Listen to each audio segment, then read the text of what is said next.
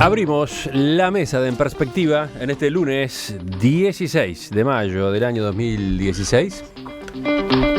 Saludo a las voces que ustedes ya escucharon. Gabriel Mazarovich, buen día. Buenos días, Emiliano y la audiencia. Leonardo Acosta, ¿qué tal? Buen día, ¿qué tal?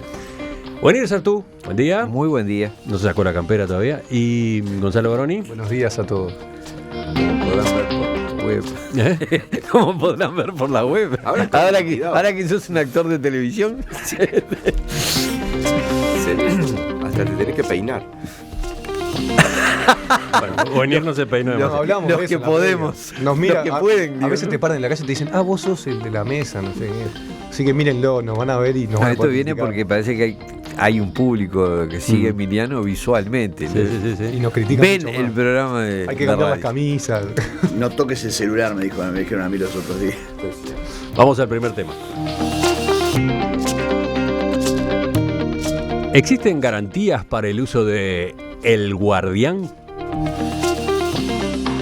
Este fin de semana, el presidente de la Suprema Corte de Justicia, Ricardo Pérez Manrique, dijo, hablando con el diario El País, que si bien jueces y fiscales tratan de hacer un uso prudente de los sistemas de espionaje electrónico, hay una tendencia a utilizarlos en delitos que no son graves. ¿Por qué? Por la eficacia que tienen estas herramientas. Según Pérez Manrique, eso no es lo más conveniente, porque el empleo de estos sistemas debe evaluarse en función del grado en el que se afecta el derecho a la intimidad de la persona investigada y de los terceros vinculados a ella, que también caen, ¿verdad?, como parte de la vigilancia. Las declaraciones de Pérez Manrique aparecen en medio de una polémica por el control que existe sobre El Guardián, el nuevo y poderoso sistema de espionaje electrónico incorporado por el Ministerio del Interior. Hace pocos días, el ministro Eduardo Bonomi dijo que se había utilizado para la detención del líder del cártel mexicano Los Queenies. Sin embargo, cuando se conoció que esas escuchas no habían sido avaladas por la firma electrónica de la jueza actuante, que es lo que requiere el protocolo, Bonomi debió rectificarse. Aclaró que El Guardián no se había usado en esta causa Los Queenies, pero sí en otros dos casos. Dijo que en esas interceptaciones se habían hecho los trabajos con autorización judicial, pero sin la firma electrónica del magistrado actuante, que está previsto en el protocolo acordado entre Suprema Corte y Ministerio del Interior. Neco, Leonardo Acosta, ¿tú querías empezar con este tema? Sí, porque creo que es un tema que reviste una gravedad trascendental, porque estamos hablando básicamente de investigaciones que son de excepción, porque en definitiva implican la intromisión en la vida de cualquier ciudadano, sea presunto delincuente o no, que intercepta básicamente lo más preciado que tiene un individuo, que es su intimidad, y que en algunos casos puede justificarse cuando el caso y cuando tiene una autorización judicial que implica la investigación de un delito que de alguna manera puede ser la única prueba eficiente a los efectos de demostrar la culpabilidad del eventual reo. Ahora, de la forma que se manejó este caso y otros, pero este en particular, a mí me deja la sensación, primero que nada, de que el protocolo o es muy flexible o no se está cumpliendo, o si se está cumpliendo, hay muchas interferencias entre la línea entre lo que puede ser la fiscalía, el juez y la policía.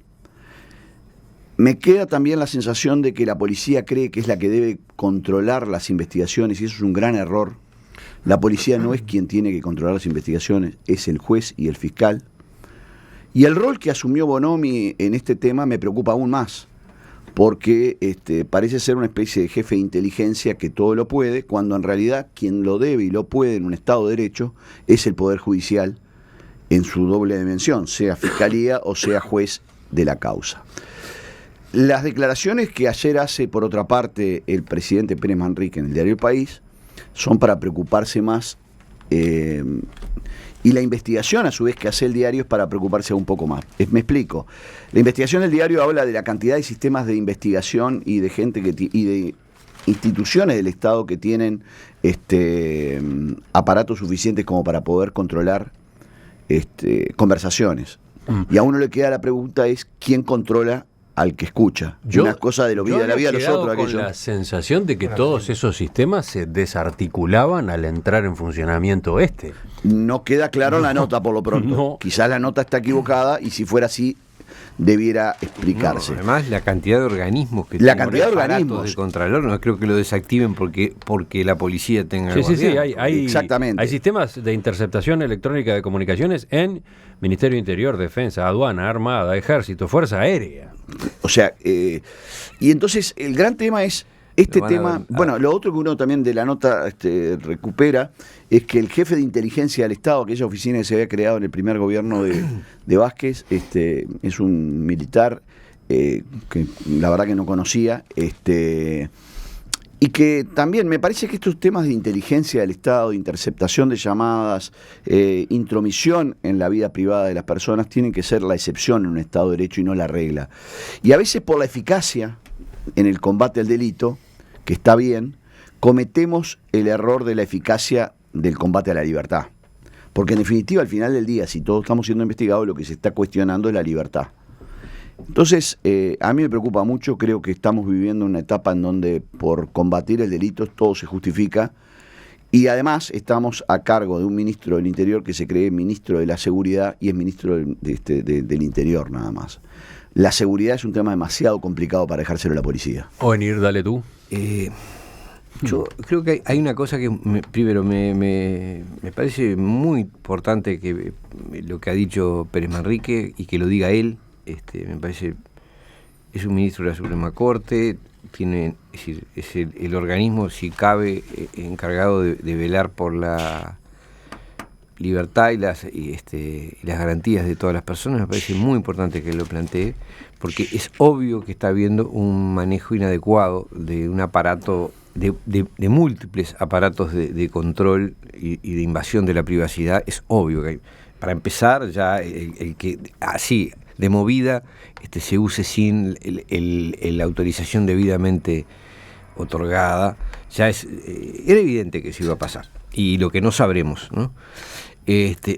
Ahora, pero él lo que indica es que en los jueces está percibiendo una tendencia a utilizar estos sistemas en exceso. Y además, claro, además se genera también la propensión a que cada vez que la policía lo pide, mejor darlo, porque si lo negamos y después pasa algo, la culpa es del juez. Entonces, claro, se genera entre la presión que existe en la opinión pública con el tema seguridad, y las posibilidades que tiene el ministerio y las ganas de usar ese tipo de aparatos, es muy difícil para un juez decirle no lo usen, porque si después ocurre algo o se frustra la detención de alguien y pasa algo trágico, la culpa va a ser del juez. Entonces es una pinza muy malsana, ¿no?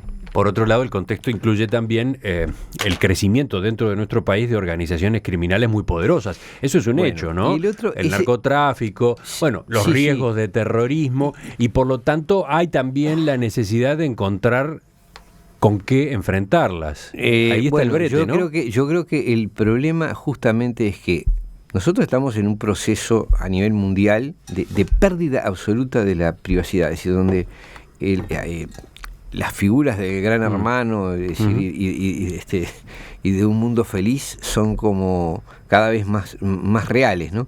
En el sentido de que, el celular, la tarjeta de crédito, la computadora, todo lo que uno hace deja una huella electrónica perfectamente detectable. Ahora además hay que agregarle estos aparatos de intervención sobre los medios de comunicación. Es un grado de... Y lo que tú decís, Emiliano, el justificativo de todo esto es el crecimiento de las figuras delictivas. Yo lo que digo es que las figuras delictivas, o sea, la clase de delitos que generan el 90% de las intervenciones de este tipo de cosas, son delitos que no son ontológicamente delitos. Es decir, ¿cómo es eso? Esencialmente, no son esencialmente delitos. Claro, es decir, la venta de una sustancia química que se usa para generar algún tipo de estímulo, o el traslado de dinero, no son esenciales. Es decir, matar a una persona siempre es delito, es estructuralmente una actividad inadmisible. En cambio, consumir una sustancia o transferir dinero no son actividades esencialmente violatorias de normas fundamentales, se convierten en delito a partir de que una legislación que pretende controlar, porque en definitiva también pretende controlar qué es lo que la persona ingiere o consume, y qué es lo que hace con su dinero, a partir de eso se la convierte artificialmente en delito, entonces genera una cantidad de delincuencia que no sería tal si no existiera esa legislación, y después justifica mecanismos de intervención. Ahora entendí tu razonamiento. Es una especie de problema autogenerado, ¿no? Es decir, en el cual está todo muy lindo, podemos seguir aumentando, es decir, una competencia, a ver, cuánto más interferimos en la vida privada y cuánto más recursos tienen los narcotraficantes para generar cosas que puedan burlarlos, hasta que al final terminemos viviendo en un mundo desquiciado. Pero perdón, si vos mirás, para agregar algo a tu punto, sí. ¿Tú viste el proyecto de ley o lo que se ha visto en la prensa que quiere el Ministerio del Interior respecto al lavado de activos? Que todas las conductas ilegales sean lavado de activos, básicamente todo. Todo. Es un nivel de amplificación y de inflación delictiva. Claro. Que solo se concibe con un Estado no liberal de derecho. Claro, y además en el fondo figuras como el lavado responden a la incapacidad de los Estados para ponerse de acuerdo para el control de las transferencias de dinero y de los pagos de impuestos. Es decir, entonces, en vez de solucionarlo a través de la gestión de los Estados, de intercambio de información o de lo que corresponda, o del cobro de impuestos, lo hacen a través de figuras penales. Lo cual ¿Seguimos escuchando voces? Gonzalo, Gabriel.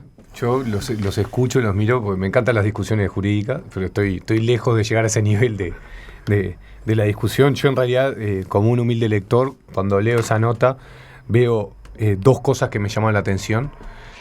Cuando Pérez Manrique dice que se está utilizando en cualquier tipo de delitos, o sea, en cualquier tipo no dice eso, dice que se está usando demasiado. Se está usando demasiado, que en realidad la gravedad del delito... yo pensaba que este tipo de escuchas, que en realidad yo estoy de acuerdo que existan para determinados casos. ¿Por qué? Porque algo de lo que tú comentabas, Emiliano, de que hay una escalada delictiva en algunos aspectos y están utilizando al país para determinadas acciones que a los ciudadanos no nos gustaría que estén sucediendo. Bueno, me parece que hay actitudes que están justificadas siempre que estén en manos de la justicia. Y acá pasó a la segunda parte, ¿no? Cuando hace Bonomi la declaración, dejó entrever de que no había una aprobación judicial. Eso me parece gravísimo. Y hay una de las notas que pude leer el fin de semana, que eso en cualquier lado donde un ministro salga a declarar que hizo escucha sin una aprobación judicial, es por lo menos la destitución o la renuncia. O sea, estamos hablando de que es muy grave que acá porque fue los Queen y entonces estamos todos de acuerdo que tendría que haber sido. Pero ¿y qué pasa si se le escapa que hubiese sido a cualquiera de nosotros? Que en realidad no estamos en ninguna actitud delictiva ni en ninguno de estos casos. ¿Tú estás hablando de casos en los que el sistema se utilizó sin autorización judicial? Sí. ¿O se utilizó sin la firma digital que está prevista en el protocolo entre el Ministerio del Interior y bueno, pero es la última firma. No, porque por lo que yo escuché es que se había utilizado con autorización judicial, pero no por la vía esta de la firma digital, ¿no? Lo que pasa es que, viste, los protocolos si se hacen son para algo, son para por alguna razón tienen ese protocolo, ¿no? El protocolo por lo menos es la seguridad de que todas las partes tengan que intervenir adecuadamente y tengan su momento de reflexión, de decir, bueno, y dejen la constancia puede de hacer una ironía. A mí me gustaría usar el guardián para saber quién autoriza y quién pide el uso del guardián. ¿Quién controla el controlador? ¿Quién controla el controlador, ¿no? Y una cosa más, hay 90 pedidos mensuales para hacer escuchas y el guardián podría llegar a hacer 800 escuchas simultáneas de celulares y 200 de teléfono fijo. Es mucho poder para una población tan pequeña como la nuestra. Ojo que además estamos hablando todo el tiempo de escuchas y el sistema tiene más posibilidades, ¿no? Mails, el correo electrónico, etcétera, ¿no? Ojo que no decimos escucha en términos genéricos, pero va yo primero bastante más me parece lejos. Muy interesante el debate, me parece muy interesante además igual que Gonzalo los argumentos en términos jurídicos de tanto de Neco como de ONIR. Yo cuando empezamos a discutir esto lo decía, yo quiero hacer 2 o 3 reflexiones. Primero, vivimos en un mundo hipervigilado. Y nosotros a veces discutimos la mosca y se nos pasa el elefante, ¿no? O sea, esto que es un problema en el Ministerio del Interior, hay un país y un servicio de inteligencia de un país que domina los mails de todo el mundo, todo el tiempo, y que tiene un programa que puede dejar incomunicado a un país durante una semana y lo aplican y no los controla nadie, y a nosotros no nos preocupa. Cada vez que mandamos un mail a cualquier lado, hay un servicio de inteligencia de Estados Unidos que nos espía el mail de un país en concreto, que es 100.000 veces el Guardián. Y no hay ningún coso de gobernanza ni de nada que lo cubra en el mundo. O sea, estamos en un mundo hipervigilado. E incluso a algunos les encanta que estemos en un mundo hipervigilado, y a pesar de eso pasan los atentados en Bruselas. Porque la cosa no es contra el narcotráfico, sino es contra el terrorismo. El mundo, la humanidad capituló el 11 de septiembre cuando cayeron las torres gemelas, y vivimos en un mundo de locos, en el que Foucault sería un señor que toma té en lo que inventaba del panóptico y de todo. Es tremendo lo que vivimos. En Uruguay esa lógica está, es la vieja pulseada. ¿Cuánto queremos de seguridad y cuánto estamos dispuestos a resignar de libertad por la seguridad? Esa es la discusión, en esto y en un montón de cosas más. Yo creo que es un problema, porque además estos servicios, yo por ejemplo, yo estoy acostumbrado a vivir vigilado, ¿no? O sea, toda mi vida, con gobiernos de dictadura y de democracia, los servicios de inteligencia me vigilaron. Las racias eran vigilancia. Los locales, nosotros encontramos informes de los servicios de inteligencia de la policía de reuniones estudiantiles en el 87, en el 88, en el 89 y en el 90. ¿No? Que nos vigilaban, que no tenía nada que ver con el narcotráfico. En mi vida, toda mi vida, el teléfono de casa estuvo intervenido. Nosotros bromeábamos con mi hermano, levantábamos el teléfono y decíamos buenos días cuando levantábamos el teléfono, pues se sentía el ruidito, ¿no? Entonces, el asunto es, todos esos servicios, ¿a quién vigilan? ¿Solo al narcotráfico? Porque a mí no me preocupa tanto. Si fuera con el narcotráfico solo, creo que es este debate filosófico y lo tenemos que cuidar. Ahora, ¿por qué van a las marchas estudiantiles y sacan fotos? ¿Por qué van al 14 de agosto y sacan fotos? ¿Por qué los sacan fotos a la salida de las asambleas sindicales? ¿En función de qué? Y todos los vemos. ¿Por qué hay un acto aniversario de la Juventud Comunista y nosotros tenemos que correr 2 tiras del acto de la Juventud Comunista? ¿Quién los mandó? ¿Cuándo fue eso? Este año pasado. ¿Tuvieron el que correr? 18 de julio. ¿Tuvieron que correr a 2 tiras? Claro, le fuimos a decir, flaco, mirá, andá y decirle al ministro del Interior o al jefe de policía que te está pagando al santo botón, estás robando la plata, andate. Entonces, yo lo que digo es que me parece sinceramente que acá hay un conjunto de discusiones que van mucho más allá del Guardián, en torno al mundo y a nivel nacional, que tenemos que ver para qué sirven todas estas cosas y sincerarnos. En el caso del Guardián específico, en el tema yo me temo mucho que también haya un endiosamiento del método. Totalmente de acuerdo. ¿Tá? Es decir, o sea, que tenemos que combatir al narco y al delito, no hay duda. Que hay que tomar medidas especiales porque yo tengo duda. Está bien, pero digo, en términos por lo menos Sí. de sus manifestaciones delincuenciales, en la violencia que generan, en los muertos que hay. Pero el problema es que esto que salió como la gran salvación, ¿no? El endiosamiento de la tecnología por la tecnología en sí, ¿no? Lleva a abandonar todos los otros métodos que hay que hacer de investigación real, porque parece ser que la única manera de condenar a alguien ahora es por escucha telefónica o por delación de un testigo calificado. Y sin embargo, tiene que haber una especialización de investigación que obviamente nuestra policía no tiene. Pero además lo preocupante de esto es cuando no existe una seguridad de cómo se está manejando y lo maneja solo un aparato del Estado. Puede dar lugar, no a yo sí creo que hay que combatir ciertos delitos, pero más allá de la discusión filosófica como no venir, lo que me parece es que cualquiera sea la política criminal, lo que está claro es que hay que controlar y proteger al 90% de la población que no comete delitos. Porque de lo contrario, estamos armando sistemas de espionaje, sistemas de control de los ciudadanos, que no sabemos si mañana no van a ser utilizados para cuestiones no delictivas, digamos, para controles no antidelictivos, sino directamente para controles políticos, un poco etc. Entonces, lo que dice Gabriel es claro, eso, dice Gabriel, a mí me parece que esto tiene que estar en el marco de estas reuniones de seguridad que están habiendo, quitarle a la policía ciertos controles y dárselo en su integridad al sistema judicial. Estamos en víspera de un ¿Solo nuevo... el sistema judicial o el Parlamento también? Pero tiene que déjame intervenir? pensar. ¿Puede el Poder Judicial hacerse cargo de eso? Por lo menos de que las autorizaciones y cuando sí, cuando no. Porque de lo contrario estamos... O sea, por lo menos decir, si lo hago yo es válido. Si lo hace usted, señor, así podrá servir para un chisme, pero no va a servir judicialmente. Y finalmente, Creo que el Parlamento, que tanto se preocupa por armar comisiones investigadoras, debiera armar una comisión de seguimiento de los sistemas de inteligencia del Estado, porque de lo contrario, ¿quién controla esto como la vida de los otros, ¿no? Después, ¿quién controla el individuo que Tú estás hablando de La vida de los otros, la película. Aquella película que me pareció una película que... Sí, del espionaje político en Alemania Oriental. Que me parece una película de una actualidad increíble. Sí. Bueno, en aquella película, entre otras cosas, quedaba claro un aspecto sobre el cual me parece que se reflexiona poco en estas discusiones sobre los sistemas de espionaje. Porque el primer razonamiento que puede hacer mucha gente es, bueno, si uno no hace nada, está en nada raro, ¿qué tiene que temer? El primer detalle es que las interceptaciones de comunicaciones no abarcan solo al sospechoso, abarcan a una cantidad de otras personas que por H o por B terminan vinculadas con ese sospechoso. Sin duda. Gente que no tiene nada que ver, gente que no comete ningún delito y sin embargo cuyas vidas de hecho terminan siendo también registradas. La película La vida de los otros tenía algún ejemplo muy dramático en ese sentido, ¿no? Entonces, ¿qué pasa con esa otra gente cuya intimidad también termina alterada, invadida, porque se está investigando a fulano de tal que sería del cártel de los Queenies, ¿no? Otra pregunta, el material que se utiliza, el material que se obtiene en estos seguimientos, ¿qué destino tiene? Yo puedo decirte una ¿Se archiva hasta cuándo? ¿Se destruye? Sobre todo teniendo en cuenta esto, de que incluye información sobre otra gente. Sobre terceros que no tienen nada.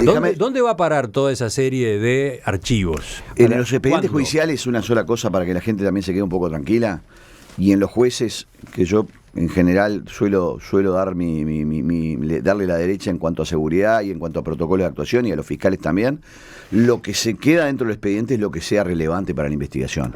El desperdicio de eso, llamémosle, queda en poder de la policía. Queda en poder de la policía. Entonces, desde el punto de vista ¿Qué protocolo hay para la destrucción de esa información? En la época de cuando se crearon los juzgados de crimen organizado había algún protocolo, pero no sé qué está eso.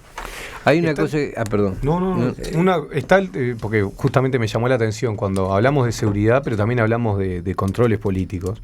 El caso más reciente, que no es uruguayo, pero es muy de la vecina orilla, de la frontera seca brasilera, cuando salió la llamada entre Dilma y Lula, que le decía, no, mirá, te voy a meter de ministro para que no vayas a la justicia. Eso fue una escucha que estaba haciendo el servicio de inteligencia y que después salió a la luz y después fue viral y lo escuchamos todos. Fue peor. El juez la difundió de la causa de una manera totalmente irreverente, que era para destituirlo, aun cuando él pudiera estar investigando los peores delitos. Tendría que haber sido destituido. Tendría que haber sido destituido porque un juez que hace eso no es un juez. No, exacto. Eso es control político y me parece que hay que dar un debate claro de la libertad, ¿no? Hay una cosa que es hasta cuándo estamos dispuestos a ceder nuestras libertades en pos de la seguridad y hasta cuánto no estamos dispuestos a ceder. Yo no estoy dispuesto a ceder un ápice. Yo tengo la impresión, por la seguridad mayor, me parece que ya estamos todos cediendo. Yo tengo la impresión de que sí estamos cediendo, sí estamos dispuestos a ceder, y la mayor parte de la población está dispuesta a ceder, lamentablemente. Me gustaría que fuera muy distinto. Pero el que pasen estas cosas y no haya cero reacción es una más prueba. Preocupante. ¿Sabes qué pasa? Es que además esta discusión tendría que ser muy larga porque habría que agregarle el contexto, ¿no? Vivimos en un mundo en el que a partir del desarrollo de las tecnologías de la comunicación se incentiva a la gente a que se autoexponga. Sí, eso además. Entonces ahora estamos quizás alarmándonos porque nos puede estar espiando el guardián, pero ¿cuántos de los que nos están escuchando en este momento tienen la costumbre de ventilar alegremente su vida privada en las redes sociales? Es clarísimo. Ha pasado, eso se ha instalado como costumbre. Y otra cosa, utilizamos tecnologías, por ejemplo, algunas redes sociales, cuyos reglamentos que aceptamos alegremente las autorizan a invadirnos, a ir registrando nuestra información y utilizarla. Pienso en Facebook, pienso en Google, pienso en WhatsApp. Tampoco por eso nos preocupamos mucho y forma parte de todo este contexto en el que, como decía hace un rato alguno de ustedes, de hecho, la privacidad ya parecería que no va existiendo.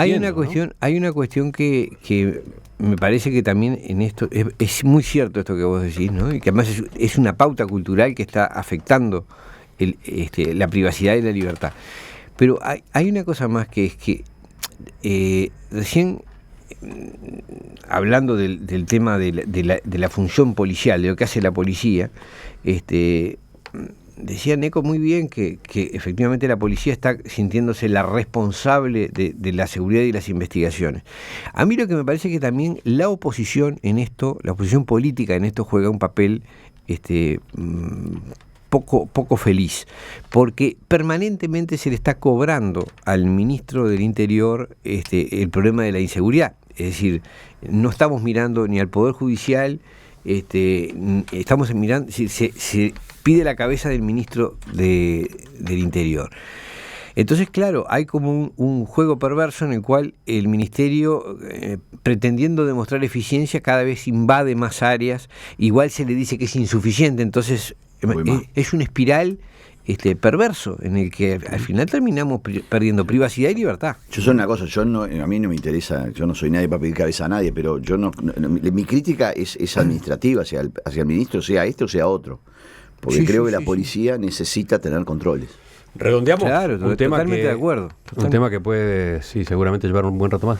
Sí, a mí yo voy a responder porque esto de estar comunicado por las redes y entregar la intimidad también te reserva cuando estás en un programa. ¿Ya estás recibiendo ecos? Sí, claro, y me dicen que no digo nada de la Stasi de Alemania del Este y que acusé a la dictadura de acá, ¿no? Gente de izquierda.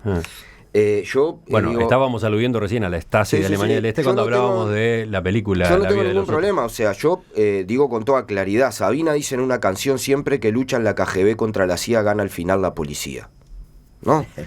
Y yo no creo en los estados policiales, no creo que sea un problema de eso. Decía lo de acá, porque por ejemplo, para dar una demostración, cuando se entró a los archivos de inteligencia a la policía, acá de la dictadura, que no tenemos películas porque no se han hecho, y no entramos a los de la defensa todavía, que todos sabemos son mucho más grandes que los de la policía. Pero la burocracia del terror mandaba copias, entonces hay cosas del ejército que quedaron en los archivos de la policía. Pues esa burocracia es increíble, mandaba copias certificadas. Se descubrieron 310.000 fichas individuales de uruguayos acá. Están ahí en Maldonado y Cuaré. 310.000. Y no había ni Facebook, ni Twitter, ni celulares, ni nada. Había una vigilancia física sobre 310.000 personas. Y telefónica. En Uruguay. Telefónica y física.